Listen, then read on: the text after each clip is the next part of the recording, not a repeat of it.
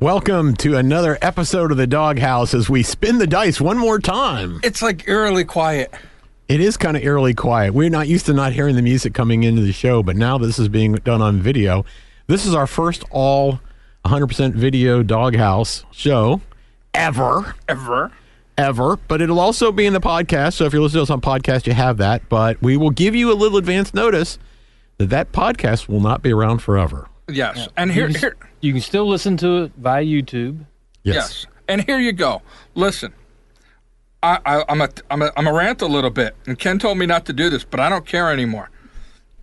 If the only interaction you're ever going to have with the show is to complain, don't email me.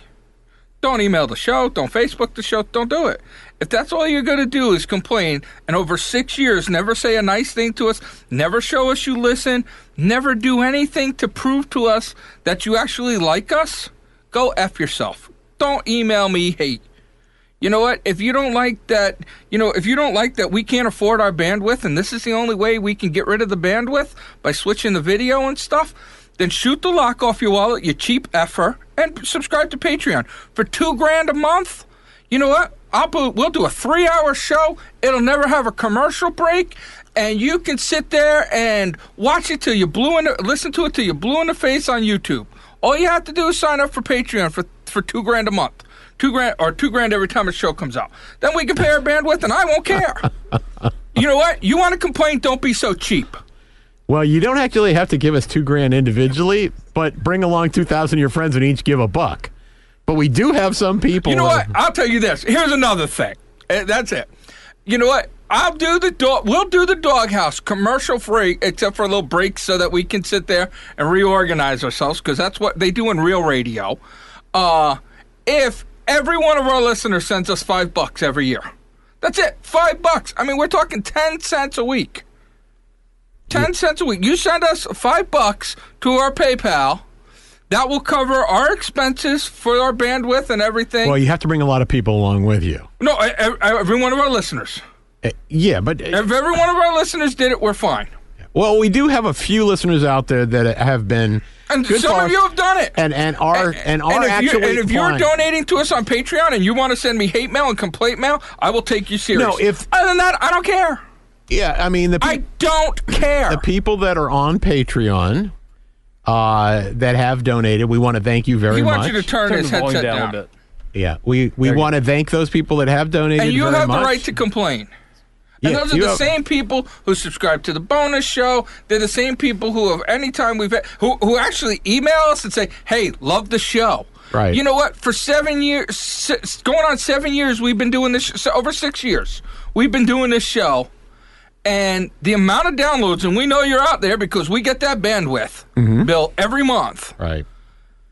What are we, less than 1% actually ever send us an email, a tweet, or anything that says, "Hey, I like the show.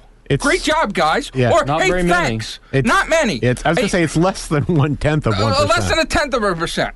Yeah. And here's the other thing. You want to do something to help the show, it costs you nothing. Start up a hashtag, say, @Harley-Davidson. Hashtag sponsor the DawgHouse.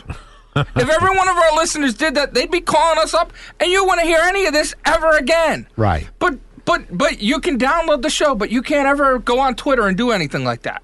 It just annoys me that you sit there and complain about it. There's a few out there that do. Very few. And there's very few that have complained though too. Let's not jump on everybody. It's an equal number. That's what's aggravating. It's an equal number. Well, here's if anything it perturbs me. One of the things that perturbs me the most is one of the things that I asked for, and this isn't meant to be a bitch session at our fans. No, whoa, time out. It is meant to be a bitch session. It's meant to be a new show. It's not meant to be a bitch session. If you want to complain about stuff, that's fine. But one of the things, and I do agree with Phil, most everything that Phil said, but one of the things I will mention is we asked people for years to go onto iTunes and give us a like. Well, we need 20 of you to be featured. 20! And we couldn't get 20 out of 100,000 people a week download this show.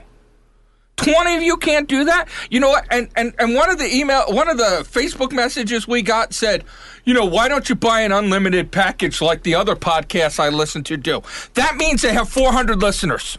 Okay? Right. Yeah, because when you have a lot of listeners, if a podcast ain't bitching about their bandwidth bill, they have under 1,000 listeners a week. That's a guarantee. Yeah. Our all right. Anybody that tells you, if somebody comes up to you and says, "I have 600,000 listeners in my podcast and I have unlimited bandwidth," they are liars. You can tell them I said that. Give them my phone number. Give them my Twitter. I'll come beat their ass for saying that. Because that's a lie. Well, they probably don't have any concept of people that are getting. They don't know how to count to 600,000 for sure. People that are getting 60 terabytes of downloads every week. Yeah. And that's it. So that puts you in a different category. Now, So I'm going to give you guys a perspective. I don't want want the listeners out there a different perspective, because I was only been on the show as an active member for about a year, and worst year of our life. No, I'm kidding. And I was a relatively frequent listener before that. I knew about the show. I listened to it quite often. At least once or twice a month. Wait, when there's 4 shows a week, there's 4 shows a month. You listen to it once or twice a month? What does that tell you? Hey, well, you know what? We can replace him. Well, he did listen more than the other guy that's out there. Apparently. And I still do listen to him on the way home, more now than before. But from the other side, yeah, I'd hear you guys doing it, and I said, okay, yeah, I need to send him some money, and then I go home and forget about it. So it's not an easy thing to do, but we're at a point, and I've seen it from this side now, and I see what we're trying to do. I see what you're working on. I see the cost and everything that was related to it, and it's much more than I would have expected. It really is. Well, I'm sure it is for most people. The effort you guys put into getting it to this point has been phenomenal. And seeing it from over here, I wish I had, years ago decided to throw some cash your way. We did too. but no, and I mean, I'm trying to relate to the people out there who are looking at it and saying, okay, well, why should I send any money? Well, if you've enjoyed the DawgHouse like I did before I got on the show, and even if it was only intermediately, you don't realize what goes into on this side until you sit in the seat. And I'm looking at it and say, wow, these guys are really putting it out. They're pulling a lot of money out of their own pockets to give us something. And I didn't realize it. And I'm sure most of our people out there don't realize it either. And they don't. And they also don't. One thing I had said to, my whole every time, I don't see all my family often, but when I do, I always get these questions of, well, what else do you do with your time when you're not doing this and that, And it's like, well, you don't understand. This past weekend, I had to watch, and everybody goes, poor you.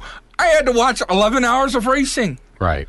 Yeah, and everybody goes, oh, I wish my life was that hard. But, we're watching it and we're taking notes. And which we enjoy, but it also cost us $100 a piece or whatever. When we used to do the show, later in the week. Yeah.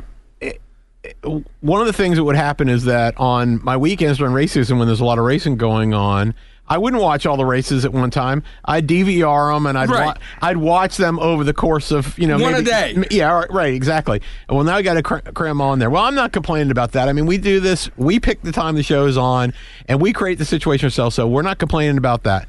But there's 3 hours of prep time for every hour of airtime. It is a big sacrifice, and, I love doing the show. Don't get me wrong. I think we set our piece on this. I don't think we should continue on much longer because otherwise it just gets to be a bitch session. You want to donate money, you donate money. If you don't donate money, that's fine. Don't complain. If the show we can't continue this indefinitely, then the show goes away, and that's what happens. That's the choice you make, and that's all there is to it. Or start a hashtag at Harley Davidson, hashtag sponsor the DawgHouse. Yeah. That's it. They'll come find us. Right. There's a lot of things that our fans could do if you don't have the money, and I understand that the times are difficult for some people out there, not for all of them, but for some people, there are things you could do that don't cost any money at all. But anyway, okay. So what we're going to do is we're going to take off on a break right now. So you guys that are watching us on video, you'll still see us here in the studio, but you won't hear anything. So, but stick around. We'll be back on the other side.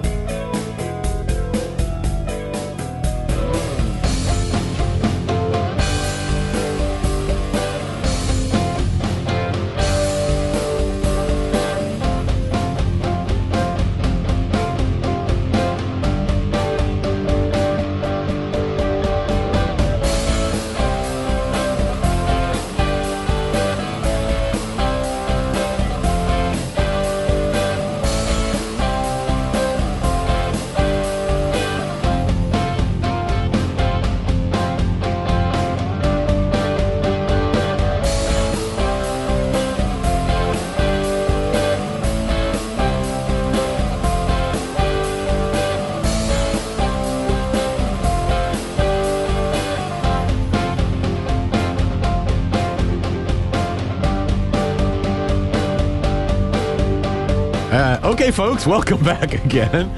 Wow, we're having some coordination issues today because we're doing something different because we're videotaping the entire show today at the same time that we're streaming it. No, we're not streaming it. Okay. Well, we thought we were. So we were trying to do all these things at one time. So there's a little bit of juggling going on, and so it's going to be a little bit rough today. But growing pains. Yeah, or reconfiguration pains at least. So, but anyways, I'm going to kick off the show with some news today. I got a couple of quickies to start us off. First one demonstrates what I've always thought, and that's that selfies can kill. Yeah, I believe that.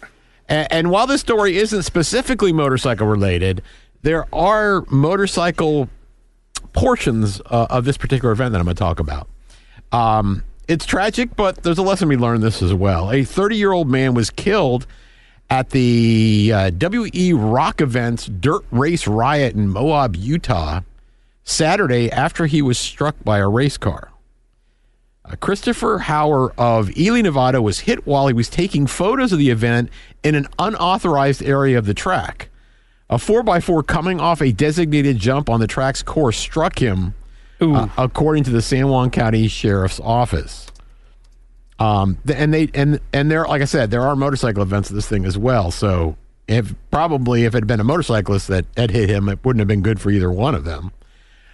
This was actually the release that the Rock Events LLC put out in there in an unfortunate incident at the WE Rock Events Dirt Race Riot today at Arab BFE, whatever that is. I don't know what that is. Maybe it's a typo. In Moab, Utah, a spectator was tragically struck by a race car. The San Juan County Sheriff's Office has declared it an accident. The spectator was within the closed-off boundaries of the race course taking a selfie. And got so he went into landed on him. He went into an unauthorized area, which at tracks they specifically rope off areas to keep people away from where there's a possibility they're going to get injured. And he decided this was a good place to take a selfie.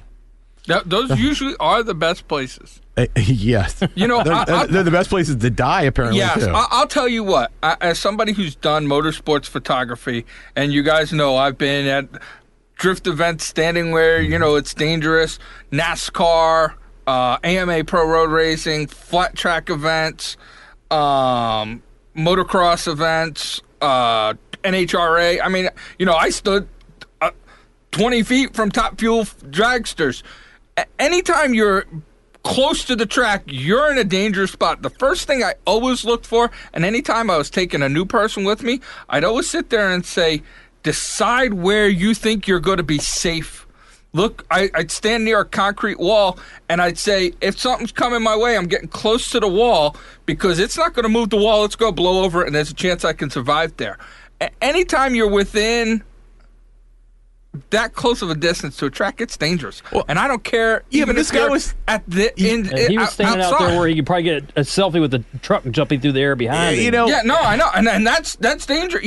I worried about that all the time. Yeah, but this number one, this guy was. Went into an area that it was specifically you're not authorized to be in, so he could take a selfie.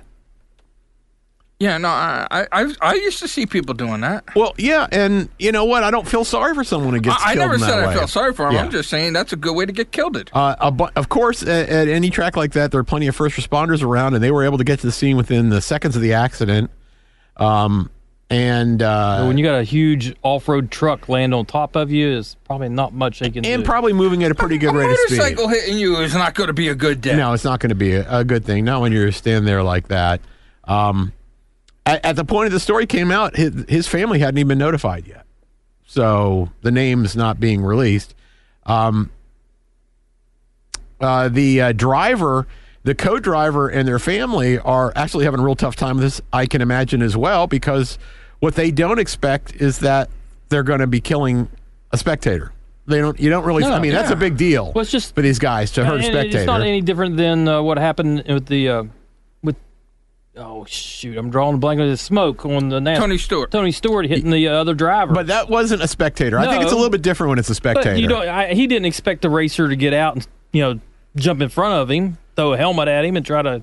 Yeah, but it's again, to me, the guy, it's a little different. When you're on the track, and I actually was in an event where somebody did get killed, and as tough as it is to deal with, to some extent, even though you don't anticipate it's going to happen, you sign a bunch of waivers and stuff. We did as media, you sign away your life. Yeah, especially with a photography vest, you literally are saying, I'm signing away my life. Yes. And I indemnify the entire track of any responsibilities. Right, but I can tell you, having been with someone who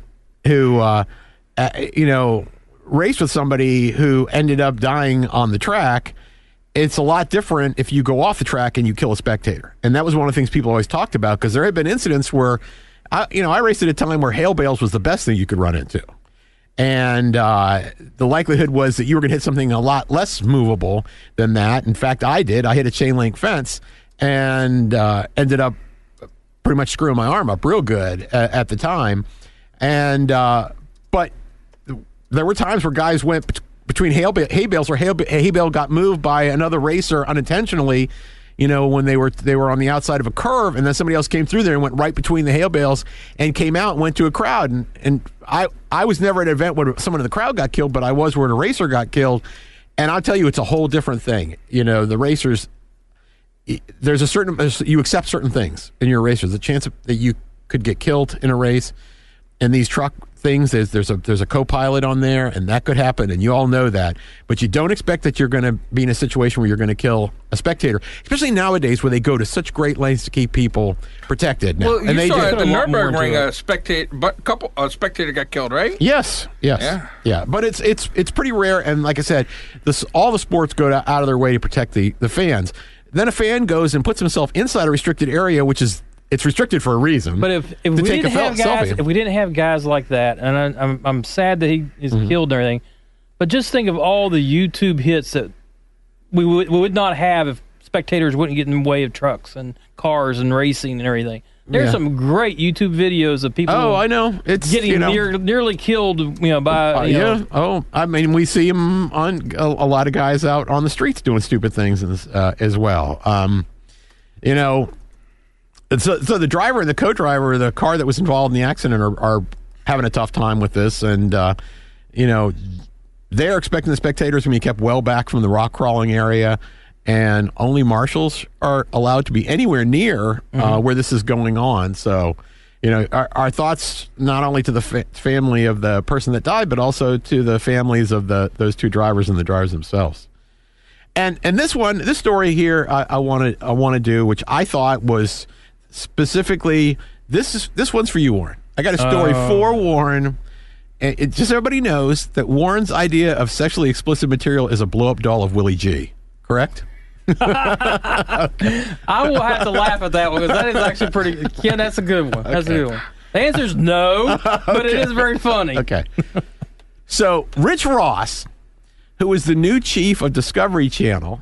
Which we might have actually met, unless he wasn't with Discovery at all at the time. We did an event up at Discovery, a couple years ago? 2 years ago now, yeah. It's 2 or 3 now, maybe. Might be 3. Jeez. Yeah, I know. I think it's closer to 4, guys, because I remember you guys talking about it on one of the shows. We did 2. We did it 2 years in a row. Yeah, we did. Yeah. So maybe the one I heard was 4 years ago, but it's been a while. Yeah, it's been a while. I know that. And anyway, so. Discovery Channel, you could get rid of our commercial breaks, too. You could solve this problem. Velocity. You know what? There's another hashtag, people. It doesn't cost you nothing to tweet. Hashtag Velocity. Pick up the DawgHouse. They know us. No, hashtag Discovery, because Velocity's broke. Yeah, right. Or hashtag, we'd rather the DawgHouse than Oprah. There you go. So, and for the record, for the video stream, I'm going to hide the kind of soda I'm drinking. Although we all know what it is. I'll do we've advertised it on the show enough. So Rich Ross, who's the new chief of Discovery Channel, is promising he's going to focus the network's programming on, as he calls it, no fakes, in quotes. Quote, I'm making quotes with my fingers, which people on video can see, and guys on people on the radio well, that's why you got to watch the video. You got to watch the video so you can see me make quotes. No fakes. And he's it's a broadening of the. I'm sorry. I'm assuming that's after the Snake Swallows Man show. Yeah, I think that might be part of it. That's probably going to be after they cancel. I guess they're canceling porn stars. And really? I hadn't heard that. They must be canceling porn stars and American Pickers, too. Oh, that's okay. history. I see what you're doing. I'm sorry. That's I see what channel. you're doing there. You're just being mean. Yeah. Okay. So they're going to try and return Discovery Channel to the #1 brand for the whole family, which has got to worry. I'm surprised it wasn't.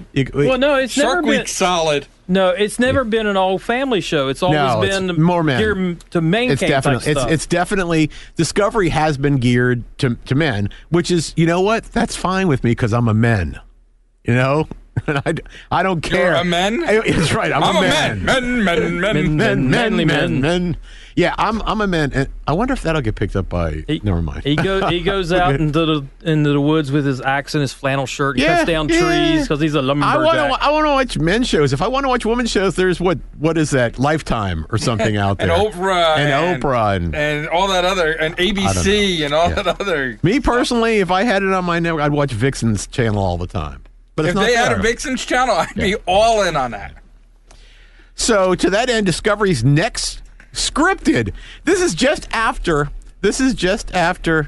Warren. No. I told him to move over a little because he'd moved the chair back to where it was, and that would have put my head between him and the camera. So I told him to we move all over know, if you've ever seen a picture of Phil, that head is ginormous. Phil, did you? Okay, as long as you do. You're supposed to be moved over that way. But no, we agreed I'd be right on the corner. I know, but he can't sit right on the corner because it blocks him with my head. Okay. You got to watch the YouTube video to understand. That's right. This is a work in progress, guys. All right, go ahead. Do I need to move around? I don't care what you do. Okay, I'll just move around like this. Okay. That works. All right, so to that end, it's like doing a show with Stevie Wonder. They announced, that's right, exactly, it's Stevie Wonder.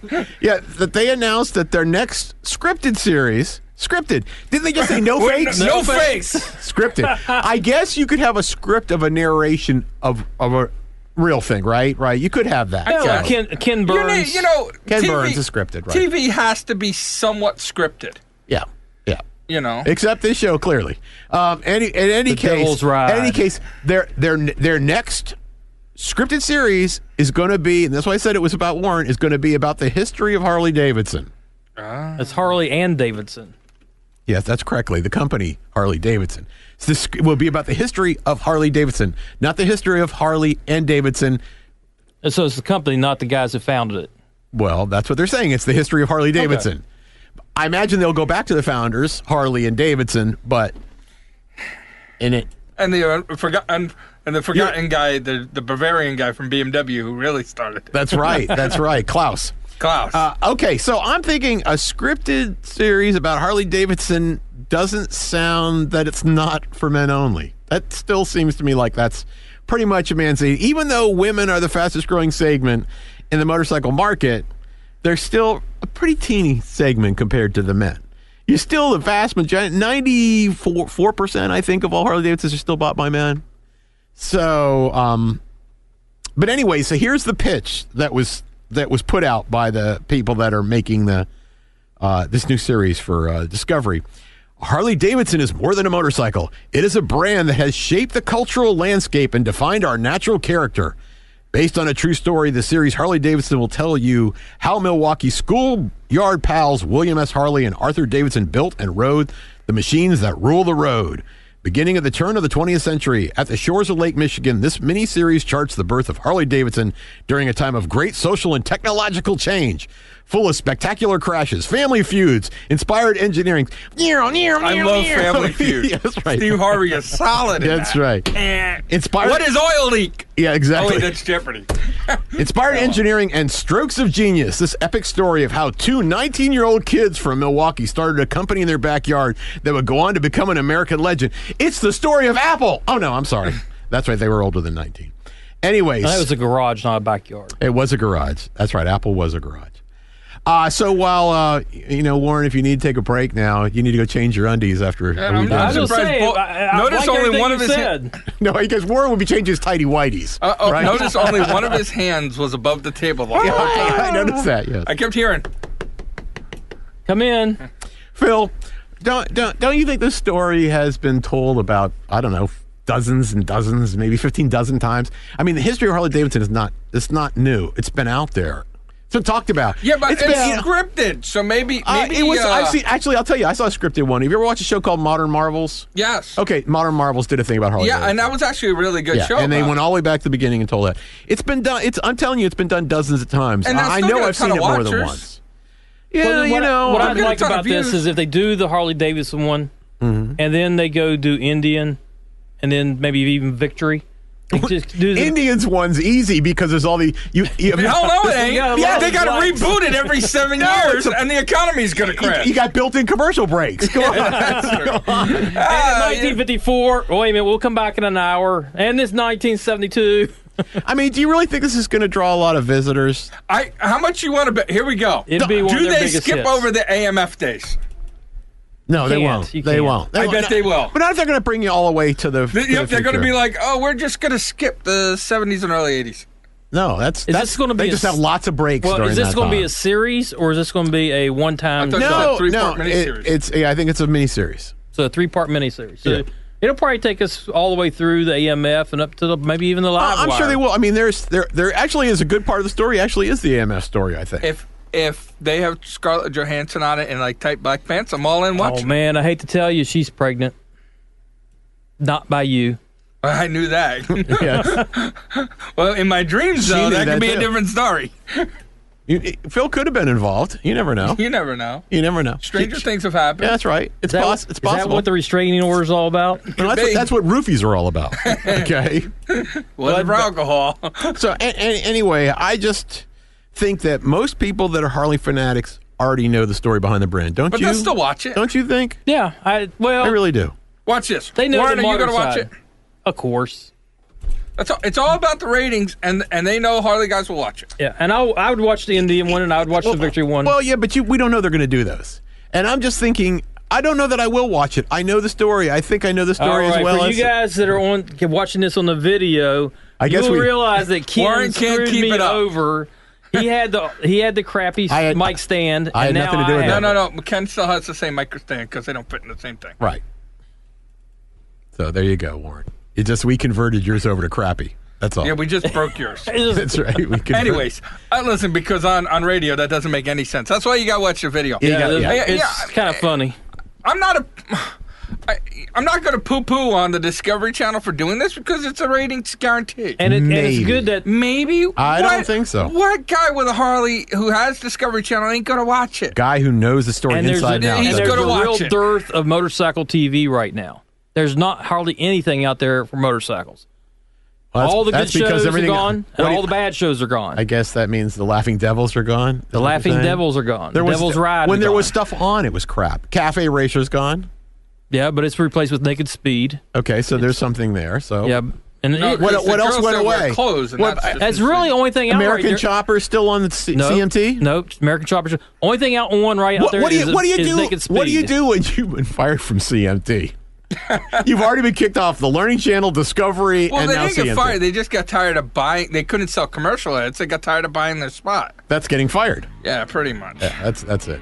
But anyways, all right. So we're gonna take a break. We'll be back go on the other YouTube? side. Oh, no. We're gonna try and talk through it this time. And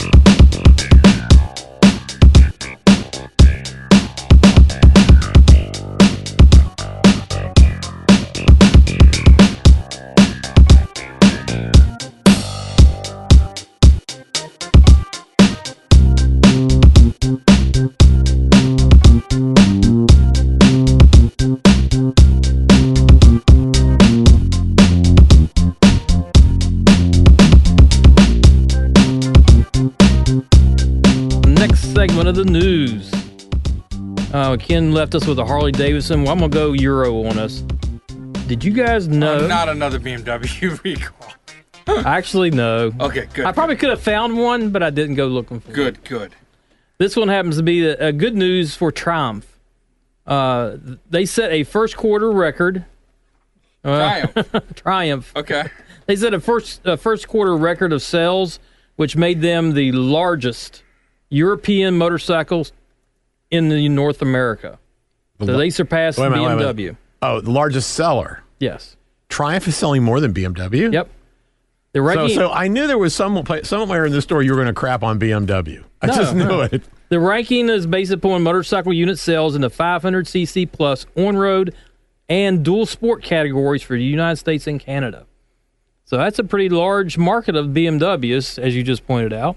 And because of that, Triumph has moved to the top of the list. That's just amazes me. I didn't think anywhere near the number. I would have never guessed. I would have never guessed that either, because you just don't. Even though I'm out on the road a lot, I was out this past weekend. I saw maybe 2, maybe 3 Triumphs the entire day, and I was out for almost 12 hours. Yeah, I was going to say, and I think that's a lot for a single day to see Triumphs. So, a lot of times I've been out, and if I see one Triumph, I'm surprised. You're going to see a lot of Suzuki's, you're going to see a lot of Hondas, you're going to see a lot of Yamahas, you're going to see a lot of Harleys. You're not going to see a lot of Triumphs. But I guess it's true you don't see that many BMWs, but I see on a day-to-day basis, I see more BMWs than Triumphs. Well, I'd have to say it's probably about even for me. Really? Yeah. I just don't. And it's about even. But the bikes I do see, and this one's kind of surprised me, is I see a lot more BMW adventure bikes, on-road, off-road bikes, where on the Triumph side, I rarely see a Triumph Tiger or one of their other adventure bikes. It's always speed triples. I think I've probably seen one since last fall. I don't even know if I've seen one since last fall. Hey, I want to bring up something, speaking of European motorcycles. And this was something that Durka and I discovered this weekend. We was hanging out. What kind of motorcycles did you say? European. Oh, I thought you said... No, he's not peeing. Yeah, I thought you said European. European. I might have said that. He did. But apparently, the rumor mill is saying that the Italian brand CR and S is going to be coming to the United States. CR and S, which stands for... CR and S. It doesn't mean anything? If it does, I don't speak Italian. I'm not even familiar with that. I don't think I've ever even heard of it. Yeah. I'm going to show you guys a picture. We'll put one up in the post, but it's a pretty bad looking little bike. Yeah, it's not. Yeah, it is pretty kind of cool. Now he's showing us naked pictures of. Now I got That's pictures right. of That's guys. right. Now we're seeing. Yeah, it's kind of cool looking. It looks like it's got a Harley motor in it. It has a V-twin V-twin. S&S in it, I believe. Okay. Right? Isn't that what we saw, Durka? Yeah, it has an S&S in it, a V-twin S&S in it. Okay, so is it like an aftermarket custom motorcycle? Apparently, it's a company. Unfortunately, the website is in Italian, and I'm not that good you can't do Italian. the translate thing. The translate translates it to Italian. Okay, that would be a translation. Wait. Maybe if you hit is there a little American flag or a British flag up in the corner? No, it says it can't be translated. You can tell this is real time because Phil just discovered that if he doesn't hit the translate to Italian button, it stays in English. No, it produces high quality but sophisticated materials, premium quality. Every single piece is build standard based custom web. Yeah, that's all baloney. Marketing, baloney. But they will be here faster than Motus. Oh, you didn't say they that. They started in 2004, and Giorgio Sardi, Giovanni Cabassi, and Roberto Patoni. I can't complain about a guy named after sausage. You know what? I mean, how can you complain about that? They had their prototype model was called the VUN, VUN. I don't know much about them. This almost sounds like it's a custom motorcycle manufacturer. I wonder what their production numbers are like. Yeah, is there any information there? I'm not seeing. I mean, because their website's only going to give all marketing. I know is I got tipped to that. I don't claim to be an expert on all motorcycle brands, but I see a lot of them, and I just don't think I've never. No, I've never run heard across of that. I've never run across it, but I got tipped to somebody who kind of is in the know on these things. The real giveaway is the fact that it has got an S&S motor in it. Yeah, well, maybe that's why it's CR and S. CR, S&S. That's Italian translation for S&S. Is CR and S. Right. Might be. What do we know? Yeah. Do you speak it? I will contact Javier, our English to European translator, and find out about this. Okay. Yeah, it's a hot looking bike. If you Google search CR, the ampersand, and S, motorcycles, it comes up and it's a hot looking bike. I would totally ride. Well, work with the It's not a bad looking A&D bike. as I'll well. give you that. Or it has to be the ampersand. You can't use A&D. I don't think so. Why would you look up something that it's not? It's crs-motorcycles.com. That's in English. Well, yeah, go take a look at that then, I guess. Yeah, we'll check that out. But they probably have a much better chance of their motorcycles selling well if they go to www.patreon.com/NTN and become a sponsor of the show. Yeah, Well, I think a patron of the show. CR&S should become a sponsor. That's of the my show. point. They can go there. They'd reach thousands and thousands of riders. We would actually probably say that those 3 letters multiple times during our show if they were to, donate $50 for each episode, let's say, Yeah. or 500, Yep. or 5,000. I will send them a copy They of the probably are really small and can't afford it, so they should just stick with $50 an episode. $50 an episode. And Any amount will be 4 benefit. motorcycles. Right. All right. So, Warren, you were so rudely interrupted by Phil in the middle of a story, which I haven't seen Phil do very often. Oh, yeah. It's been at least a week since he's done it last. Go ahead, Warren. Well, that was pretty much it. It was the end of his story. I knew it. I think you took all the steam out of him, is what you did. No. The only other thing I had to say is that this is 13 of the last 16 quarters Triumph has seen increases in sales, which is pretty remarkable. I mean, again, you just don't see a lot of them, and but they seem to be growing according to their numbers, and they have surpassed BMW as the biggest seller in North America. I think, I would say that it doesn't surprise me that Triumph sales have grown all the time. I mean, Triumph, I've definitely seen a big change in Triumph since like 2004 forward. Oh yes, definitely. So I think that growth doesn't surprise me, but BMW's marketing machine just blows Triumph's marketing machine away. Until you look at their recall rates. This guy over here. Yeah. But the sad thing is, I do like BMWs. I really do. That's good. That's good. That's good. I'm glad. That's going to be very important for this episode. I know you like BMW. I know you like BMWs, and you prove it all the time when you're here on the show. Especially today. They make it so easy, though. That's the problem. Yeah. You just leave it hanging out there like a, Well, they're nice looking, high and outside fastball. We enjoy them very much. We enjoy them.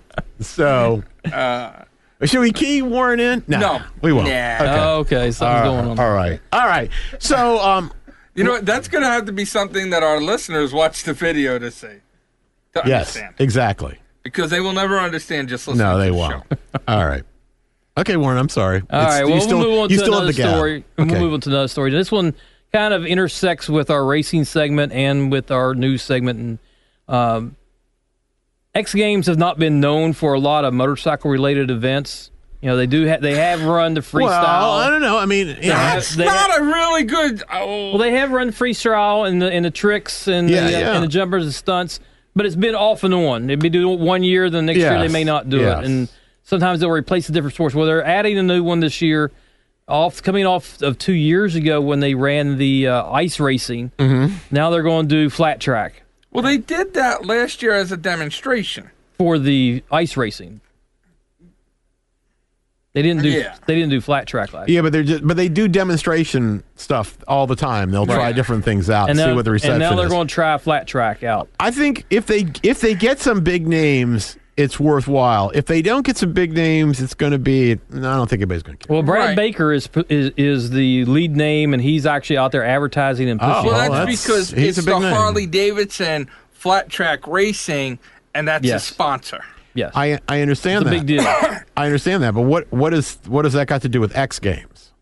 No, I'm saying it's going to be the Harley Davidson series at the X Games. Oh, that's what they're calling it? It's going to be the Harley Davidson flat track racing at X Games. Right. Okay.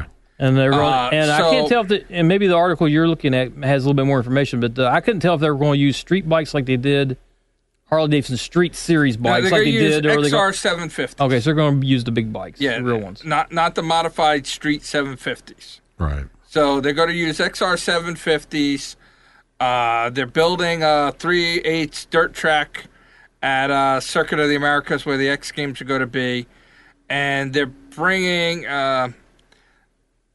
It's going to be open to any brand of flat track motorcycle that would normally participate in the AMA Pro GNC Twins, Right. Twins. Okay, so it's not limited to XR. It's not, but it's No. going to be their title thing. It's not going to be a sanctioned AMA flat track race. Right. You know, Not surprisingly. Not surprisingly. But you are going to get a lot of the pros in there because they want to get that X Games medal and get the I X don't Games think they care recognition. about that. It's their sponsors are going to want the exposure. Yeah, the sponsors are going to want it because X Games does get lots of X exposure. Games gets lots of exposure, and in some ways it's a good thing because it will put flat track back on national television. At least Because for a little while. For the X Games does televise just about everything. Right. TV fans, take note. The competition will be scheduled on ESPN at 9 p.m. Eastern on June 4th. Good. Which is good because flat track racing needs to be on television. I guess actually, you know what I'll do? I'll withhold my. It's good. I'll pull my with good. It's back until we see it.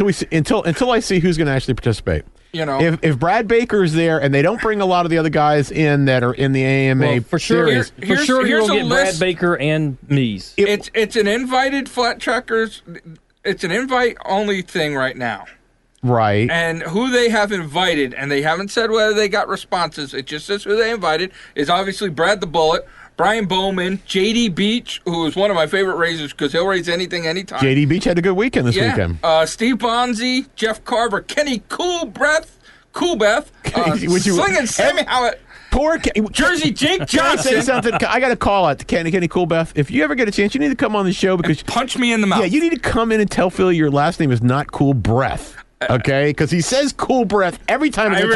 Single time. Johnny Lewis, Mikey Martin, Jared Mies, Nicole Mies, Robert Pearson, Sounds like a lot of the big names. Jake Shoemaker. Yeah, but that's invites. Yeah.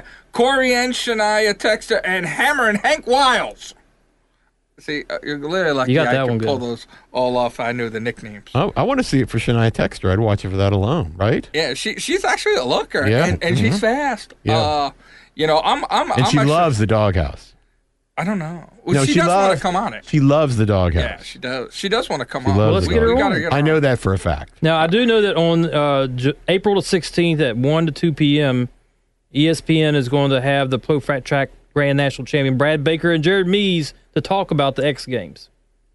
Yeah, So and they're gonna have a special Getting it on on this. ESPN is important in my opinion. So they're going to have a It's a special lot more on the exposure. 16th. It's a lot on more flat exposure track. than they normally get. Yes. So, all right. Well, was that it? That's it. Okay. All right. So, Well, I guess we'll take a break because I do got one more story I got to get in for the top of the hour because after that, we're going to be going into racing. We've got lots of racing to talk There about. is a Hundreds. lot. So stick around, folks.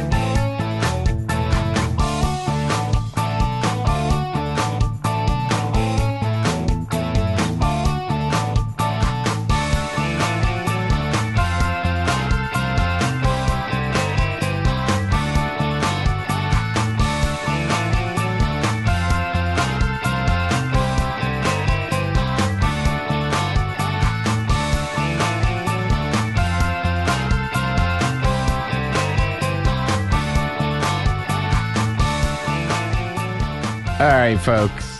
This is sort of weird because, I can hear the music coming back in, and I know when I need to talk coming back in, but... Durga likes just pointing at you. Yeah, so... Well, we got two things going on. He's got to deal with the video and everything. He's got to unmute the video, otherwise I'd start talking. You said we couldn't train that monkey. Look. I'm not convinced he is trained yet. Oh, that's true. He did poop in the chair earlier. He didn't get fed tonight either, so we were probably asking him to do a lot, Well, he's trying to maintain his girlish figure. Oh, are you on a special diet? You too? No. The U2 diet? Yeah. You know what? When I listen to U2, all I do is throw up too. Phil didn't I was going to say Phil didn't feed, but then again, I think he did feed twice while I was here today. Yeah, at least. Yeah, right. All right. So anyway, but he had an opportunity to get a 3-pound donut today and passed up on it. So I know Phil's watching a 3-pound donut. Yes. I don't buy them under 3 pounds. That's right. Yeah. That's just a waste of time, money, and effort. So we should probably talk about Supercross a little bit. A lot of things happened this weekend in Supercross. Yeah, I mean, a lot of things happened. I kind of felt like everything that happened at Supercross this weekend was a little anticlimactic. Exactly. I was actually, I think the best thing that happened in Supercross this week that made me the happiest was Shane McElroth's ride in the 250. Yeah, I would agree with that. He's been coming on like a truck. Yeah. He's like a freight train going now. And I was glad to see him go up there and do well. I was actually shocked Stewart did as well as he did. Malcolm, that is. Well, he's won one race this year and he's got at least 2 other podiums. I believe so. So he's not done bad this year. Yeah, but that's not great either. No, but he's not competing for a championship. No. I was really glad for McElroy. Well, of course, there's no one other than Webb competing for a championship. Not for a while. Yeah, but until next year. But I think that I think I felt the same thing on McElrath. I think we got some good feelings about what's coming in the future. Although, because I think Cooper Webb's going to end up being a 450 rider. If not, I can't imagine he won't be next year, but it's possible. But worst case, in 2 years, he'll be a 450 rider. Right. And I think there's a couple guys coming up: Plessinger, Alex Martin. And McElroth is definitely one of them. Maybe even Matt Bichella. Well, I'm going to toss out something for you guys to consider here and argue with me a bit. Up until the 250 East started, we were saying, how good the 250 West riders were, and they're just so much better than 250 East riders. Well, I watched this race pretty close, and with the exception of Cooper and McElrath, I don't think any of those other guys are any better than the top 3 or 4 riders on the East either. I'll go the other way. And this is what I will tell you. This is the way it's been for years that I've been watching Supercross. The 250 West guys, in general, you'll be able to find more talent in the West because they're in the West. Mm-hmm. Okay, they have much better riding conditions and better riding places. Guys on the East are challenged on where they can ride for a great. A lot of tracks in the East are gone. Almost all the tracks that I raced on are gone. They don't even exist anymore. It's tough in the East to find because the real estate's too valuable. Not that it's not, but they got useless real estate in California. They're going to put tracks all over the place where they can't do anything else with it. But in general, you will find more talent in the West because of the situation out West. This year, I think it's changed, and it surprised me a little bit. Yeah, I think there is more talent in the East this year. At first, I was thinking it was the recency effect of watching the East last and been so good and everything. Then the more I thought of it, I said, no, the East riders look better. I actually think that shows in our power rankings, too. Yeah. This is what I think. I think that the field is closer in the West, so the racing's usually better. Like early in the season, there was a lot of tight races and a lot of changing up and who was on the podium. Mm-hmm. I think because the talent is more level. In the East, a couple guys, I think, I'll be honest with you, in Las Vegas, when they do the All-Star race with all the 250 guys, I think Marvin Musquin's going to stomp a mud hole in Cooper Webb and walk it dry. We'll see. And I think Bogle will be in front of Webb as well. And Webb is going to be fighting with Bogle. I think there's plenty of talent out there, and I think that's a different race. I don't think you can compare that with the other races. Yeah, no, but I mean, so I think there's a couple guys in the West that are really good. I think there's a couple guys in the East. I think the really good guys in the East are better than the guys in the West. But I think the West field's closer to the good guys, and the East there's more separation. I couldn't disagree with you more. I don't agree with you. Yeah, I think there's more. I think he sucks tonight. I think you will find a lot of guys in the 5 through 10 range in the West. And in the East, I think there are more guys that are in the upper end of that. I think there's more, and I think it's seasonal, but it's different than it's been. It's always been in the past. For as long as I've been watching Supercross, there is more talent in the West. There's more talent in the West. I think this year, in my opinion, if you look at the top 10 riders, you compare the top 10 riders in the East and the West, I think they would rank higher in our power rankings. And they do. And our power rankings do show that. Yeah. But Cooper Webb did wrap up the West Championship. Congratulations to him. After not the greatest start either, which it just shows how strong he is. Yeah. It just shows how great. That, by the way, that's true of both the 250 and the 450 this weekend. Neither champion actually had a great start in the race, but they showed they were champions in that they were able to, Cooper Webb charged all the way up and won. And people don't think it's like, so what, you were leading the race at the beginning. Let me tell you something. In Supercross, that whole shot is almost everything. Yeah. It's a big advantage. If you get the lead and you get the whole shot and you're in the lead, if you don't know what the whole shot means, you need to watch Supercross. But if you get if you get the whole shot, read it. Yeah, if you get the whole shot, it's got listening to our show. Yeah, it's got nothing to do with men behind a wall. But in any case. Okay. That's a pleb. You got to watch There's no glory in that whole shot. There's no glory in that whole shot. In any case, it's such a big advantage that when somebody wins, when they're in third after the first turn in a Supercross race, it's an impressive. It's very impressive race by that person. And both Cooper Webb and Ryan Dungey did that. I have to say it's even more impressive with this week's track, the way it was set up as well. Yeah, which had it really weird that they started differently and backtracked after the first lap. Yeah, that was. I remember Houston being like that. That's hard on the riders. It is. It's hard on the riders, especially when they have to take one fork on the first lap and a different fork on the second lap of the race. Right. Yeah. It's very confusing, but I guess it's more confusing for the guy out front. Everybody else is going to follow wherever he goes. Right. So everybody else is like, hey. The guy leading could have a lot of fun. Yeah. I'm going to take him outside the top block because they're all following him. And then the 450s. Cole Seeley, who I think's been coming on pretty strong. Yeah, last Cole four Seeley is a races, solid rider. Other than Ryan Dungey, the last four races, Cole Seeley's done the best. Yeah, and that even includes beating Tomac. He's finishing ahead of Tomac consistently right now too. Cole Seeley had a great race. He came out and he won. He won the 450s. Dungey, what did he need to be? 7th or better to win the championship? Something like that. No. Third or better. Third or better, and no matter what anybody else did. No matter what anybody else did, and he came in second. Right. And he did what he had to do to become the champion. Right. And he was really excited. Tomac had a solid ride. Grant Reed, even Millsaps had a good ride.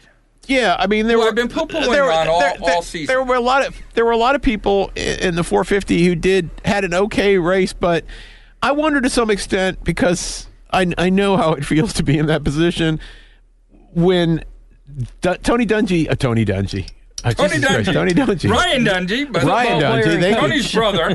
Tony's brother, Ryan. Tony's brother, Ryan. Brother from another mother. When he's so dominant, it does take steam out of you. It takes steam out of the other riders, and there was no question he was going to win the championship. 3 races ago? Yeah, especially with all the guys who have crashed out or injured or no longer racing. The people who are giving him the challenge of Roxon's and Reed. Yeah, but even Roxon, I got into a Twitter argument with somebody earlier this week who was saying Dungey wouldn't have won if Roxon was still racing. And you know what? Before Roxon's injury, Dungey was having a better season than Roxon.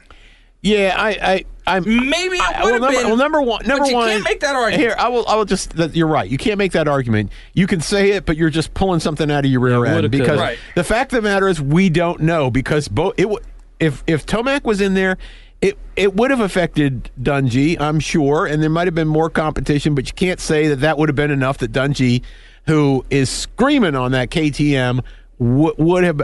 I can't say that. Maybe Tomac would have won, but you can't say if Tomac had been in there, Dungey wouldn't have won the championship. That's just you're just making that up. Tomac was in there. So you're thinking Roczen. No, I'm sorry, Roczen. I'm sorry. Right. Thank you, Roczen. If Roczen had been in there, that would have changed the outcome of the championship. Right. Now, maybe it would have delayed it a week. But even with him out, the only person who was challenged, well, there's a couple of other people who were challenging him with points up until they all, ended their season. Kernard was another one. He is having crappy starts, but still is getting enough points to stay within striking distance. Somebody not being there is not a guarantee they're going to win. Right. If they had been there. And that's what I always say, people, when we do our power rankings and stuff, sometimes we give each other crap and stuff. Mm-hmm. And I sat there and I say to people, a famous racer once told me, right, and he sat there and it was actually Tony Stewart. I was interviewing Tony Stewart.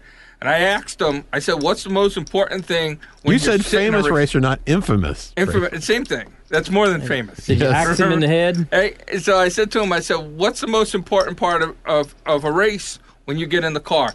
He said, you can't win points if you don't finish. Yes, but if you asked him that question today, he would say, not hiring Danica. Why? She brings the money to the team. Yeah, he doesn't have to win because she's there. Yeah. But he said, you have to finish the race. You have to finish the race. You have to finish. So if you're not there, you don't get shoulda, woulda, coulda. Doesn't matter. Yep. Shoulda, woulda, coulda. But Dungey definitely deserved the championship because he definitely, regardless of who was in there and who wasn't there, he won. Yeah, he still won. And Dungey won without getting most of the hole shots during the season. I mean, he won the hard way. He won the hard way. He fought through people to do that. I'm a firm believer that this was a different Ryan Dungey, and I don't think he likes that new KTM. I don't think, and I'm not saying like this other guy that was talking to Phil, was arguing with Phil. I don't think that it would have mattered who was there that Dungey was going to win because I think it was a season of destiny for Dungey. That being said, if Roczen had been there the whole season, nobody knows. So anything you say either way is pure speculation. Pure speculation. Fact of the matter is, Ryan Dungey is the champion. He is the champ. Now we're going to go to I think he just re-signed with KTM for another year or two. Oh, of course they did. Yeah. The guy wins a championship. You're not going to not sign him, right? Yeah. But now we're getting ready to head into the outdoor season in a couple months, and when they do that, everything's up for grabs. Yep, it's a whole new season. Yeah, well, and we know who won the outdoor season last year, and if he's healthy and he's back, I think he's got to be the favorite. Maybe. Yep. Maybe. We'll see. Mm-hmm. It's going to be hard to see. You also don't know how people come back from injuries. Right, and I will say one thing I will say is that when you go to the outdoor season, that's Chad Reed's strength. Yeah, and he was looking strong and he's been looking strong this season. Not, he won a race, and he's definitely shown some improvement. I would expect to see a lot more from Chad Reed, and if we don't, then it's probably quits time for the Australians. So. I agree with that. Yeah. So let's shift gears a little bit and get into our road racing. Mm-hmm. This week we're going to talk about these guys a little bit. I don't really want to talk about the Moto America races because I didn't see them. Yep. And here's the other thing. CBS has done kind of a screwy thing, going to a time delay this week's race. I'm not going to blame anybody because you never know the whole sides of the story on that. But what I will say is that I think it's a little crappy. I would have liked to listen. It would have been worth $50 a year to me to have online streaming so that I could watch the races and report on them. And the reason I don't want to talk them is not because I care about spoilers, because we're all gonna know I know the results. You know the results. I know the results. Warren might know the results. You don't. It's kind of hard to avoid them. I don't want to talk about them because I want people to watch them. I understand. I understand even that. though they're a week delayed, you still got to go out and watch and show some support for the series. It's more than a week delayed. It's more. Yeah, it's more than a week delayed, and they're going to have another race before they're actually aired the first race. I can promise you that most people that are fans of that sport will have already. Oh, the blogs, I'm going to say that I know there's a lot of crap on CBS Sports Network, and I don't get CBS Sports Network, so it's not going to help me if they start to broadcast it. But I will say this. Even if they had to say, yeah, we'll take the tape and we'll put it on at 2 a.m. in the middle of the night, that's better than putting it off for 10 days. Yes, that absolutely is. Yeah, that's what DVRs are for. And right. You know what? the forums, all the forums, all the U.S. road racing forums and stuff like that were just poo-pooing everything. And I want to say this: people, the only way that they're going to get a better time slot is if they get ratings. If we watch the races, and trust me, I'm not happy about this, but if we all sit there and watch it and stuff, and they say, "Wow, people are watching it," next year when the contract comes around, they'll get a better slot. I don't think that's got anything to do with it, Phil. But the other thing is, I don't think everybody who doesn't give a damn about the DawgHouse, which is all you people, you all need to tweet at Moto America, say, how about online streaming? Yeah, and they said they're working on it. And they said they're working it says right on their website that they're working on the online streaming. And I think, it's sort of a double-edged sword. If they get the online streaming working, then people aren't going to be watching when it's on CBS Sports. For the most part. If it's not on CBS, and they're not getting all the ad revenue and all the other pieces and parts of it as well. Yeah. Well, the people that are out there that are actually advertising, like Yamaha, and they and companies like that. When AMA last year did it on fanschoice.tv, they had advertising sales. Mm-hmm. It's not unheard of. MotoGP doesn't worry. Depends on their contract with CBS. But we're just speculation. My point is that when CBS Sports goes to sell the advertising blocks in that show, it's going to be how receptive the advertisers are. Yeah. If the advertisers are willing to pay, if the advertiser says, well, you know what, we're paying $30,000 for a 30-second slot, we'd pay $50,000 if it was on during daylight time or if it was closer to the race or something time. That's going to make a bigger difference. If you want to make a difference to CBS Sports, then you got it. The advertisers have to insist that the race be played closer to live time. Yeah, that's what it comes down to. It's all about money. CBS Sports doesn't care anything about money. Yeah, everything's about money. Yeah, and if they can make $3,000 per show playing it, 10 days later, and they can make $50,000 playing it the day that it's on, they're going to probably play it the day that it's on. I'm sure it's orders of multitude of that number, but. Yeah. But that's kind of what I'm saying. They don't care. Let's be honest with you. CBS Sports doesn't really give a rat's ass about the sport. Nope. They don't care about Moto America. They don't care about the fans out there. They don't care about us. They care about the advertisers. Yep. That's what it's about. And that doesn't matter what the sport category is. Really, that's right. Yeah, exactly. So let's switch gears to a race we actually watched. Mm-hmm. Let's talk about World Superbike in Aragon. Mm-hmm. Mm-hmm.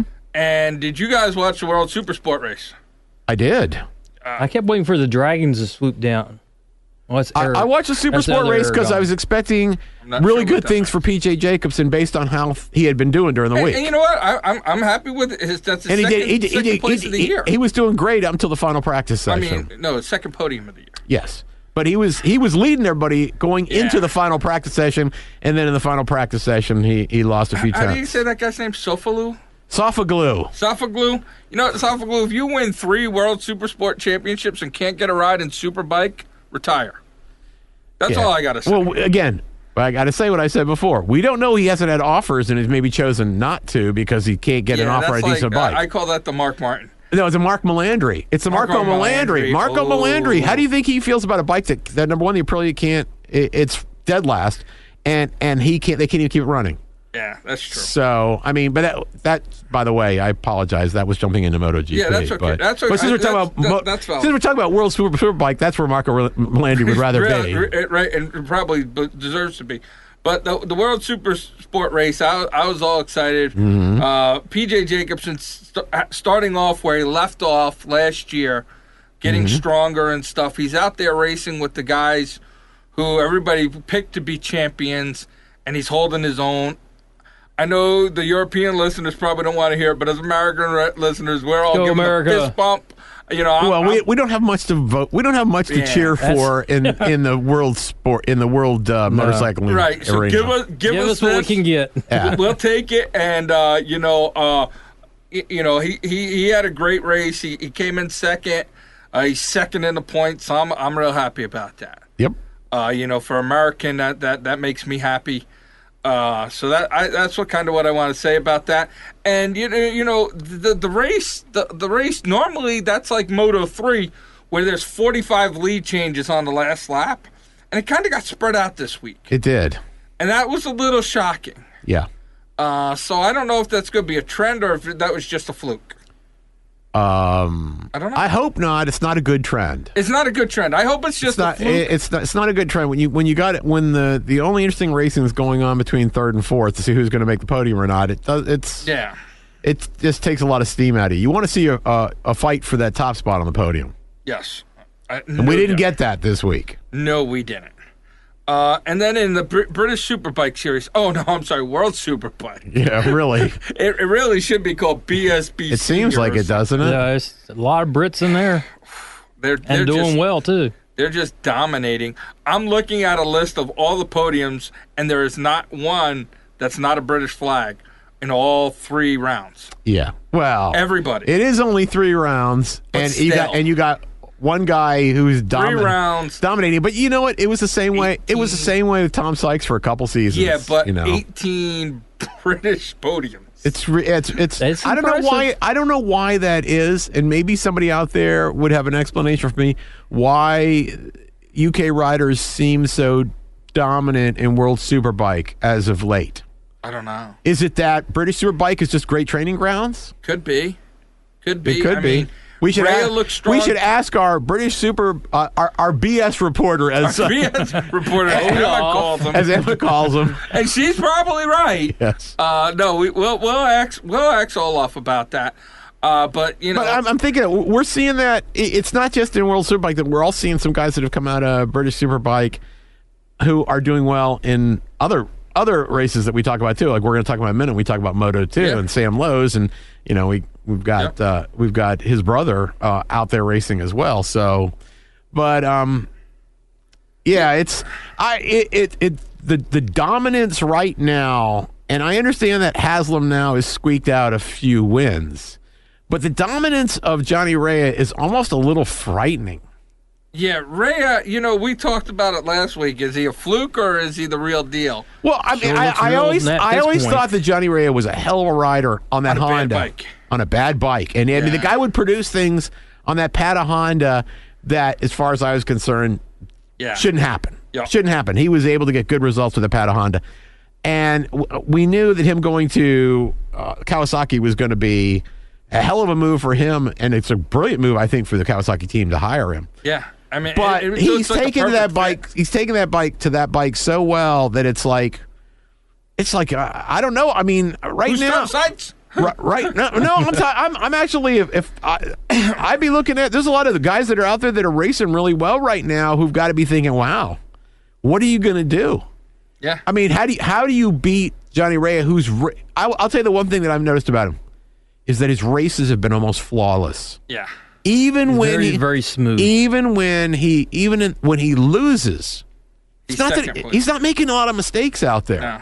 He just, it might be that there was a little more tire left in Haslam's bike, or and Haslam's. I feel happy for Haslam that he's gotten what he's gotten, but Davies, I don't know. I told you I'm worried about the pool because I think he's going to be where most everybody's going to be picking Rea to double until something drastic changes. Yeah, and I think Davies got to win the second match. I was going to, and to explain my picks for this week, I think Tom Sykes is going to continue to get better and better on that bike, and he's even said that he's starting to get a grip for the changes to the Kawasaki. But is that enough? Is that going to be enough with Johnny? Johnny Rea is like one of those times you look at and say, yeah, that's the Destiny rider. He's 75 points back. He's a Destiny rider. But that doesn't matter. 75 points doesn't mean anything because somebody could wreck at any point. Yeah, but we saw that with Tom. Davies on the Ducati looks strong. He does. At least this weekend. Yeah, this weekend. I don't read much. I don't read much into that. In Australia, he looked okay. He had 2/3. Yes, he had 2/3. Last round in Thailand, he didn't do so hot. No.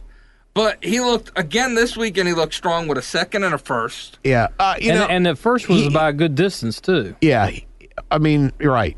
But let's just, I don't read too much into how Davies did. Yeah, but he always has that one good weekend early in the season. He does. I mean, he doubled last year. Yeah, right. Last year he doubled, and I was like, oh, Davies is going to be fighting. And then he was nowhere. Right. And then he was 7th place. He was gone. The Panigale seems to be very coarse and weather dependent.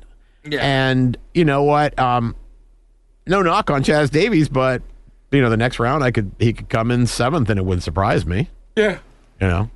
But right now, Well, Phil says Ducati means 7th place. Right now, No, not anymore. it definitely doesn't anymore. Not anymore. No, it definitely They are doesn't. making me eat that crow sandwich without salt. But I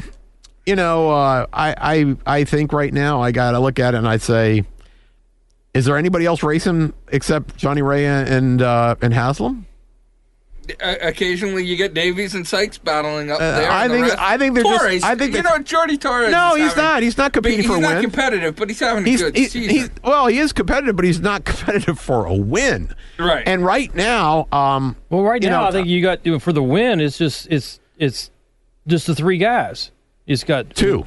It's really 2. I'm telling you, it's just 2 guys. Right now, it's just Rea and Haslam. Davies has had some podiums. He's finished 3rd and second. Ken Papoose on Davies. It sounds like it. Yeah, you just have to understand. Chaz Davies. I do not hate Chaz Davies. Is it because shut up? He hates Chaz Davies. Shut up! I actually like Chaz Davies, just a little too tall, but for what he does, I like him, but he is. That's like saying don't take this personal. He is. But I can't stand your shirt. Look, I tell you to put something.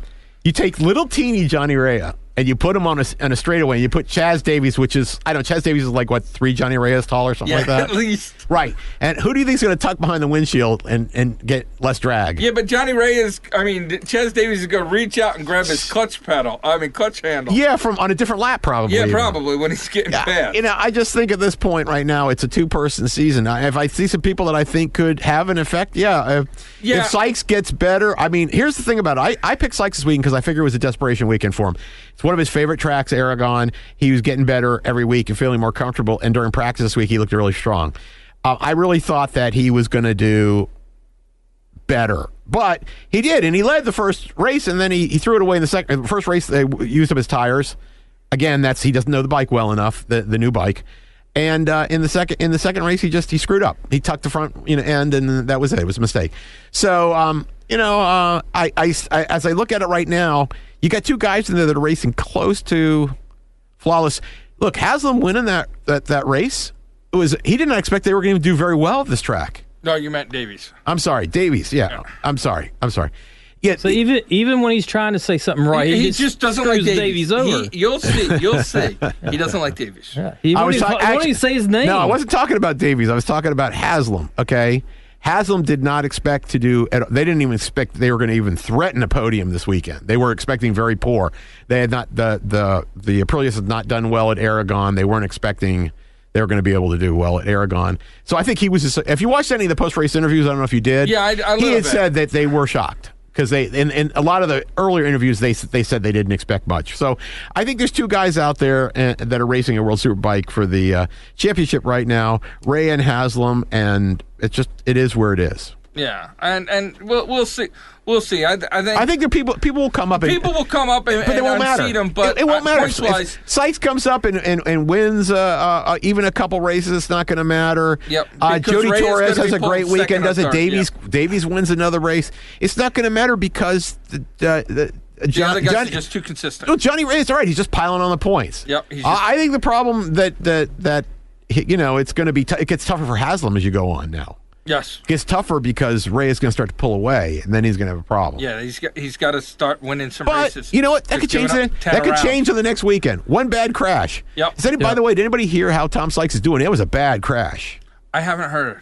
Yeah, they didn't talk about it afterwards. I didn't see anything. That was a bad. That was that hurt to look at. I was expecting something like to pop up, but I didn't see anything. So I'm assuming he's okay, or he's hurt really bad. Right? Yeah, they don't know. It's one of the. They don't even get a break to get well. No, because they're going right away to. Right. I gave Chris my page with my notes on it, but they're going right away to Assen. Yes. So no time to rest for the weary. Which is good for certain riders, but not good for others. It's not very. It's not that far from Aragon, so it's just It's not that. It's that you lose the heel time. You lose the healing time. Yeah, but back to back after wrecking is not good. Time, Europe is only like the size of the DC Metro. That didn't. Here's a good segue. Are we ready to get into Moto2? Yeah, I'm ready to. Well, I wanted to mention a teeny bit about Moto3, but go ahead, Moto2. Well, do you want to talk Moto3? We can't. Well, that was my segue was going to be that wrecking and having to race didn't seem to bother Sam Lowe's at all because he pretty much wrecked all week during practice, wrecked the morning practice in the morning. I picked him early. Wrecks too. I picked him early, and my phone keeps going off with messages all week. Sam Lowe's wrecks in practice again. Every email I got was Sam. I'm like, how many bikes did he take? I mean, it was bad enough that he was limping on the day of the race. Yeah. But before we talk about Moto2, do you want to say something about Moto3? Yeah, No, I didn't watch Moto3 this week. I watched Moto3 and I have to say something, and this is not a knock on anybody that was in the race, but I saw something in Moto3 this weekend that it was like I never expect to see in Moto3. Yeah. And to me, it took a lot of the steam out of it. To me, It did. Yes. Kent just walked the dog on the field. Yeah, he did. He just left him. Danny Kent which is great for Danny Kent because Danny Kent's the guy that I expect to explode out of Moto3. Yes. And I've been waiting for it. And maybe this was that. But how did he end up being so much faster than everybody else? I don't know. On the same bikes, pretty much. I don't know. I mean, if you look at the finish, because I pulled up the times, the gap at the end, he was 8.5 seconds. Which that doesn't happen in Moto3 right. ever. And then the next three guys were all within three 100ths of a second. Yeah, I expected something was going to come out of technical inspection at the end of that race. Yeah, right. I was expecting to read. It's like, did you get an extra ran a cylinder? Moto2 bike, or something like that, because he was so much faster than everybody else. It was just weird. It was odd. Yeah, we've never seen that. You never see that. Everybody else usually bunches up and stuff, and there's Moto3 is usually 40 passes on the last lap for the lead. I usually say that you can just watch the last lap in Moto3 if you don't have time, and you'll see the best. You'll see the best race. Yeah. So I thought the same thing when I watched Moto3. Yeah. And then Moto2, like you said, Sam Lowe's was crashing nonstop.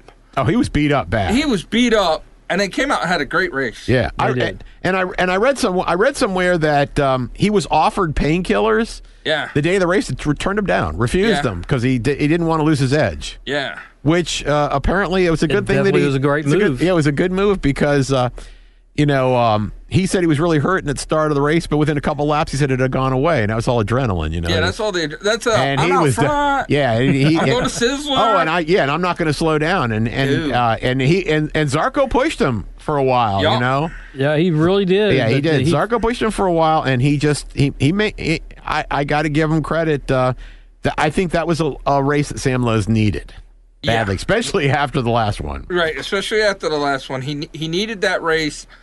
I'm expecting a lot out of Lowe's this year. I think he's one of the studs coming in. I have been, but based on the off-season testing, he looked really strong in the off-season testing. But then again, I was expecting a lot out of other people as well. Yeah, well, you know how that is. Well, I gotta say, I enjoyed watching Renz because you guys know I don't follow racing before this year too much. Mm-hmm. But I watched him as he's moving through the pack, and he's exciting to watch. He was fun to watch. Yeah. He's a guy. A lot of people expect a lot of Alex Rins after winning the Moto3 championship. Yeah, and I will say that I kind of felt the same way. That so I mean I think at least for this weekend, I really felt like we started to see more of the old Alex Rins. So maybe starting to get a handle on that 600cc bike now, and we're going to see a lot more from him. And Zarco shows you just how bad that Caterham bike was last year. Yeah, and it's just how good he is a rider because he was able to do on that Caterham last year, which was a really crappy bike. Right. And now you see him on a good bike, and look. I got to say, hats off to the speed up people because they get almost no press at all. Everybody talks about the fact that the big transition, the big move from the Suter chassis to the Calyx this year. We had they were more evenly divided last year, pretty much. Mass movement, just a few of the Suter bikes left. Almost everybody's on the Calyx now, and there's just a couple people that are on the speed-up chassis, and that's what Alex Lowe's is on, which and I got to... He won. And he won, Sam and he's been... I'm sorry, Sam Lowe's. I'm sorry. Thank you. Yeah. So they're on the speed-up frame, and they showed in the off-season that they've made great strides on that thing, and it's looked good this season, despite the little bit of problems that he had last week. So hats off to them. I got to give them big credit because they're way underfunded compared to the Calyx people. And then the other person who I'm starting to get a little excited about is Morbidelli. Yeah, he's starting. I mean, I don't know if he's going to be. Yeah, I mean, by he's the a end of the season, rider. I think he's going to be challenging for podium spots and stuff. I'm not saying, I think he's going to win the championship this year. I'm thinking next year, watch out for him. Yeah, I actually, I think he's going to start picking up steam. I would not be surprised at all if he gets a couple podiums this year. Yeah, I would not either. You got to look at what the other competition is out there. Now, there's the person that we have not talked about once so far. I was Chico Rabat. Yeah, Chico Rabat. Chico Rabat is taking the spiral nosedive. I wonder why. The why chances of a repeat Moto2 champion, zippy. Why do you think that is? Why do you think that is? Because he's Chico Rabat. No, he's a hell of a... First of all, Esteve is a hell of a rider, and he's on a very, very good bike. So what do you think has changed? He is the world champ. Yeah, been there, done that type thing. Did he get married? No. I was going to say, with the Czechoslovakian hookers involved. It could be. You're the world champ. Sometimes that happens. I can't believe I just did the same thing that Phil does. I just actually said Czechoslovakian. That doesn't even exist anymore. I know. That's awesome. Hookers from Bruno. How's that? Bruno Hookers. I don't know. He's not even looking like I was the champ last year. Well, he got a bad start, and then he got stuck, and that was him. He couldn't get past a couple guys that he should have. He should have been. And Morbidelli was one of them. Here's the one thing I will tell you about Rabat that I've noticed over the years: really good from the front. Not so good in traffic. Not as good when he's in traffic. Yeah, he definitely has a problem getting to the front of the field. Much better at the front of the field.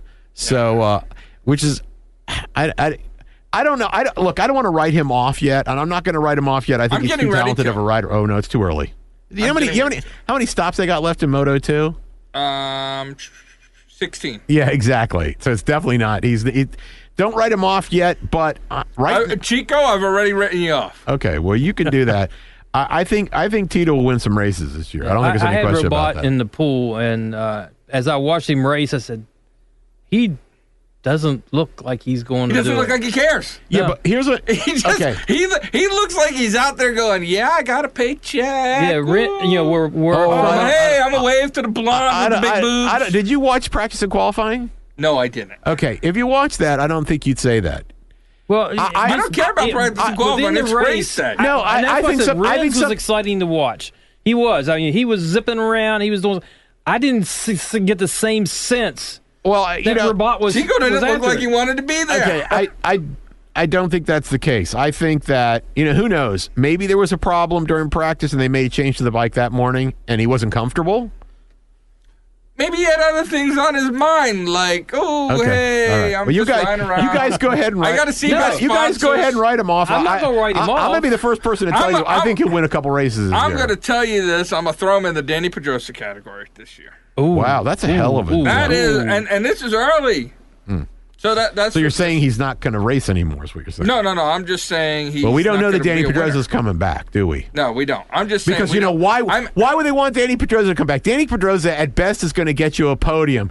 Why would you do that when you got Aiyama, who's cleaning up on the 12th spot? Aiyama owns 12th. That is his spot. He's like, I'm going to get 12, and ain't nothing nobody can do about it. Yeah, I mean, why would you want to do that? He's not going to sully himself with a top 10 finish. So. No, hey. There's too much press stuff afterwards. I got to get on my jet and head back. I don't have time to talk to people. And, here's the worst thing. This is the worst thing and this is what Honda should have realized. You know what happens when you're running back there in 13th, 14th, Batista direction, 12th place? Well, what's happening when you're back there is that they don't talk about you on TV. No, which is the death of sponsorship money. Yes, your sponsors want to see two Hondas at the front of the field battling. Yeah, that's what Repsol wants. Repsol's not the only one. Repsol's not the only one who's paying money for that bike. As you guys, again. You guys know a lot more about this than I do, but as you were talking about last week, it was just stunning that he even got picked to do this. Yeah, we never mentioned him. No, we didn't that was not even in our thoughts. I would include him in my power ranking if our power rankings went to 50th spot. No, I meant when we were speculating on who was going to get the ride. We never No, even mentioned. you wouldn't pick him, and the reason you wouldn't pick him is the reason You we've thought- commented you on. thought Honda cared about their second why team. would you pick somebody who hasn't done anything on a MotoGP bike? We would have thought, And who's the gonna get last you the time manufacturer the last points? time he won a race was on a 250 in 2007. So yeah, but you did say you thought it was logical because he was their test rider. Well, I thought it was logical. He was a test rider, and I thought at the time they were thinking he was only going to be there for 2 weeks, And he might two be. rounds. Yeah, and he might be. We don't know. And yet. like I said, we did our show wrap up, or was it our power rankings? It might have been. No, I think it was our racing show segment last week. Is that you know what, you do care what you get? What happens even if he's only out for 2 weeks? You do care because that's manufacturer's points, Right. and you're giving up a lot of manufacturer's points. You're probably giving up the manufacturer's championship at That's this point. true. That is true. Right. And didn't right like towards the end of the race, didn't somebody say something about the Pedrosa's going to be out 4 to 6 weeks now? That's what I heard too. That's what I heard. Yeah, I heard that too. And I think that number's just going to keep stretching. We can. I think It doesn't I think matter it's gonna sit- if he's out 4 to 6 weeks. You know what? That'll give Aoyama more time on the bike. And he might be able to work his way up to 9th place. Who knows? Maybe. But he doesn't need to for sponsorship money because I don't think you can get more press than what Marc Marquez did during qualifying. Was all over the internet from all kinds of people that had nothing to do with motorcycle racing. I noticed that too. It was all over the place. Spot on to that kid. You know, when we saw, and I don't remember what show it was in England that we watched. Remember we watched that Marc Marquez video where I think it was MotoGP, the show MotoGP Nightly or whatever in England. Mm-hmm. And we watched that on YouTube that one time with his interview. Mm-hmm. And I thought, man, this kid just really loves racing. And, you know, we don't get to see a lot of interviews with him where he's not at the race after the race, right? You know, and this was just a sit down with Marc Marquez, and I'll be honest, I really wasn't a fan of him until that interview. You know, I thought, man, he's going to be a great racer, but I wasn't like, oh man, Marquez. And then I started saying, well, he just loves racing. This proves it. This just showed that he wants to win. It shows he wants to win. He wanted that pole position. He did, and for those of you who didn't see it. His bike broke down with, 3 minutes to go in qualifying. Yeah, about 3 minutes, 20 seconds, I think. Right past the pit wall. Right. He leaned it up against the pit wall in his leathers. And for people who don't race and don't do track days, what are the leathers? 3/4 of an inch thick? No, they're nowhere near that. Yeah, they're pretty thick. They're not 3/4 of an inch, Phil. At least Come a half on. inch. I bet they are. They're not. I bet if I cut somebody's leathers off. No, there's what? 3 layers to them, and they're not. They're pretty not, thick. They're okay. They And weigh it's more. Let's leather. put it this way: his leathers probably weigh more than he does. Yes. And they're not very breathable either. They're not breathable. They're very tight on you. Well, Anyway, so he jumps off this broken down bike. Jumps over the wall, sprints down pit lane, jumps on his backup bike. And it's not like we're talking, 10 or 15 yards. This is a good This is 50, at least a 100-yard dash. Yeah, but you could do that when you only weigh 118 pounds. I'd have died halfway through. I wouldn't have made it over the wall. I'd have jumped over the wall and been Phil. like, I'm tapped. Phil, he's your left leg. Yeah. Pretty much. Is he Your that left much? leg, if you cut it off, could probably do that. Yeah, maybe. You know. That's a legit point. But he runs down there, jumps on the other bike, gets out just before they closed it off. Right? He got out there. No, he was out. He was out well before the end of the period. I mean, he got around to start his last lap. Right. Just before, with like 10 seconds to go before they shut off your lap. He gets on there and he bangs pole position on the backup bike and a track on his record. second lap. And a track record. Yeah, and a track record. Flying. So we're talking about MotoGP. So Yeah, we had a good segue there. Here's the thing that stuck out to me about in MotoGP. Jorge Lorenzo, I think he's done. Yeah. I think he's done. I think this was an important weekend to him, and it was a very mediocre performance by him. Yeah. I agree. Rossi, I mean, hey, I got to give Rossi credit. He pushed hard. He pushed hard in that race, and he there seems to be a widening gap between him and his teammate. Here's surprises the one me. thing I want to say about Rossi, and I know you're going to poo-poo this. Yeah. Right? Because you hate Rossi almost as much As he hates you Davies? hate Chaz Davies. No, not even close. But Not even close. but I think, and I'm going out on a limb, and You know what? I don't worry about it because the listeners don't ever respond. But I think Rossi is going to be doing some serious when they get away from these tracks with the big straightaway. You know, Yes. they had the big straightaway. I think second place. He lost second place because of the straightaways this week. Okay. I think when you get to some of these shorter tracks where there's a lot more turns and there's no big straightaways, I think Marquez is going to have his hands filled with Rossi. Okay. I'm not writing off the 9-time world champ, points leader in MotoGP right now yet. Right. No, I don't think you write him off. I think it's gonna. And I think he's getting better. I think he's gonna have a tough time. There's a lot of tracks out. There's way more tracks that favor the Honda than favor the Yamaha. But I think he. I'm not even sure what favors the Yamaha anymore, because I will say one thing that I did notice, and this is another segue into talking about Ducati, is that the Yamaha still seems to be very, very, very competitive on the curve sections in there. Doesn't have a whole lot on the straightaways, and the Honda seems to be the best balanced.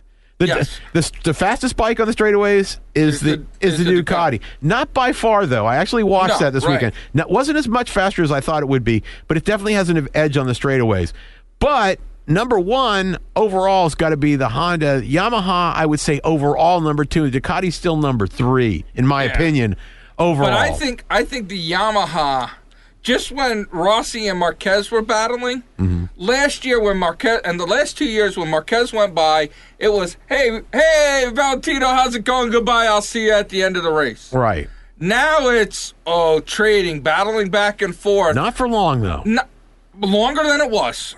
Yeah, okay. By a lot. Yeah, but Marquez still ended up winning by more than 4.5 seconds. Yeah, I was going to say. No, he won by 2.5. I thought it was 4.5. Or he slowed down at the end because he was ahead by 4.5. Yeah, but you know what I mean? He might coast it across. I think he. But I'm just saying. Did I read somewhere that Ducati ran out of fuel? Both Ducatis ran out of fuel? Both Ducatis.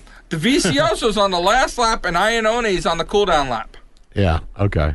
Well, the cooldown lap doesn't matter. That's the right time to run out of fuel. Right, but they both ran out of go-go. So losing that little bit of extra manufacturers. That's a lot of fuel to lose. That's 2 liters. Well, he lost 2 liters. That's a bunch. That's a big boy bottle. Yeah. They say. Yeah. So they didn't quite make the adjustments they needed to. Well, what are you going to do? But hey, you know what? He finished the race detune the second, bike. so you know what? If you run out of gas, you run out of gas. That's right. Second place ain't too bad. Second place ain't all that bad. And the fact of the matter was, it wasn't any, in my opinion, there wasn't any question that he was going to get second place. The question I thought was going to be was how far Marquez was going to be ahead. Which I will say early in the race, it looked like Ducati was giving them everything they could handle. Well, I think the announcers put it right, though. Marquez looked like he was just sitting there, content that he was biding his time. Yeah, just waiting for the right moment, and then once he figured out where all the lines were, I just think that the problem that everybody has out there is Marc Marquez is, how many times do you see Marc Marquez hit a corner wide? Not once. Yeah, it's going to say 3 years. No, I've seen him wreck. But the point is that he doesn't do it very often, and that lack of mistakes. Dovizioso had a number of ones where he overcooked the turn and had to go wide, which, I mean, a couple times when Rossi passed him, that's what was going on. He was just he carried so much into the turn and he couldn't keep the speed. The Yamaha was much better at carrying the speed into the turns. Well, Marquez was going into those turns, braking almost past the last second, and you could tell the bike was. But he can do that. But he can do that because that bike. That bike is very, very stable under heavy braking. He does a lot of stoppies. And if you notice, he doesn't mind the back sliding up, lifting off the ground. No, he doesn't mind care. that. That's very. He's just like whatever. But let me tell you something. That's very disconcerting. When you're going into a curve and your back tire comes off the ground, it's. The problem is that you kind of count on a little bit of slide in that turn to scrub off some speed. You don't get when you're 100% on your front brake and things like that. You can't. You know what? His qualifying lap, when the back tire was off the ground, it was like he was doing stoppies going into some of the exactly turns. right. When your rear tire comes off the ground, it's kind of hard to make the bike turn. He does. Right. Well, it's tough. It's tough, but he does. It's tough, but I think that it's a combination of the fact that bike's that good and he's that good. Yeah. Right now, are we seeing any reason that any of us would say that we don't think it's likely he's going to win the championship at this point? It's early, but no, And the only way he doesn't win is if he has an accident. Right. That's my thought. Because even with that crappy start he had last in Qatar, he still just ran through everybody up to a certain point. Well, then the tires started coming apart. So that's what happens. That's what happens. When you have to run that hard. You eat up your tires. So I can't see unless we'll talk about it after he leaves Bruno. You never know what happens in Bruno at night. Isn't he married now? It doesn't matter. It's Bruno. Okay. Yeah, what happens in Bruno stays in Bruno. What happens in Bruno usually costs you a trip to the clinic. Well, they were just in Thailand. Let me tell you something. That's the ultimate place where nothing leaves. That's true. Only thing that leaves there are things that require a hypodermic full of penicillin. Okay, that is the truth. But those guys are off to Argentina, another place known for the STDs. You're right. Very good point. So we will see how that all works out. I think there's going to be. I don't think this track is going to have. The straightaways aren't as big as the Circuit of the Americas. Argentina. Argentina. Yeah. With the Jorge Lorenzo. That's right. I can help but pick on that guy. So I don't know. The rest of the field, I don't really think there was anything that really shocked me other than Paul Espargaro getting wiped out. Well, here's the thing. Of the team, now you notice there's been some change in the team points already, okay? But one thing that I've noticed, manufacturer's points, one of the things that I've noticed in there is that who's going to be, because of Pedrosa going down, and if he's really gone for 6 weeks, let's say, who's going to compete for manufacturer's points possibly this season to win? It's going to be Ducati. Yeah. Because Ducati's got 2 bikes that are finishing in the top 5 all the time, consistently. Yeah. So, and Lorenzo is a crapshoot. He's a 4th, 5th, maybe. Right, and you got Marquez out there by himself, and Yamaha will be battling. It could end up being Ducati wins the Manufacturers' Championship without winning a race. It's possible, but I think they will win a race. Wow. I'm convinced they're going to win a race. What? He as good as Marquez is, he is still human. He will make a mistake. And Bruno's coming. Bruno's coming. He will remember his experience in Bruno. That's right. You'll never get over Bruno. What track did he lose the first time last year? Bruno. Was it Bruno? Yeah, you're right. That's why I came up with the whole theory. Was it Bruno was it that early? I didn't think it was. It was Bruno was the 11th race last year. Okay, it was the 11th race. Okay. Yeah, it was the 11th race last year. Well, that's why they're doing it early this year, to get it out of the way. Right, to get it out of the way, because they were like, oh, hey, it'd be much easier to not have to worry. No, it's the 11th race again this year. Well, then how's it this weekend? No, this weekend's Argentina. Okay, so Bruno's a long way off. That's a whole different set of hookers. He's got us all that's right. Phil's just got us all worked up. Yeah, you got us. Bruno's still a long way off. But it's coming. Right. It is coming. So what was his first loss? Was it Bruno? It was Bruno. Right, that's why I came up with the whole thing that the Czech hookers must be phenomenal. Right. And then he got married, and that was it. Didn't win again. So he's already had his first loss this year. Yep. Yeah. So he could go quite a ways. We'll see. Perhaps. Last year he dropped a few in a row, though. After Bruno. That's right. That's why I got 9 races before Bruno. So I mean, if it goes like it did last year, he's going to be a shoo-in for the championship by the time Bruno's over with again. Maybe. Yeah. We'll see. I guess we should talk a little bit about the pool before we punch out. Sure. Hawkeye has taken the lead all by a little on himself. He was tied for the lead last week. He was tied for the lead last week. He did that based on picks of what? He went Marquez, Zarco, Rea, and not bad. Kristen, who was tied with him, instead of Marquez, she had Rossi. Right. She had Lowe's, Rea. So she picked up 5 but dropped 9, so she fell 4 behind. Okay. Mike A is sitting there in 3rd, Kristen's in 2nd. I'm in 4th, Matt B 5th, Olaf 6th. Ken is still way back at the bottom. Warren is riding in 9th right now. Warren, believe it or not, coming out of World Superbike, we were tied. But you had Rabat, and you won't make that mistake again. No.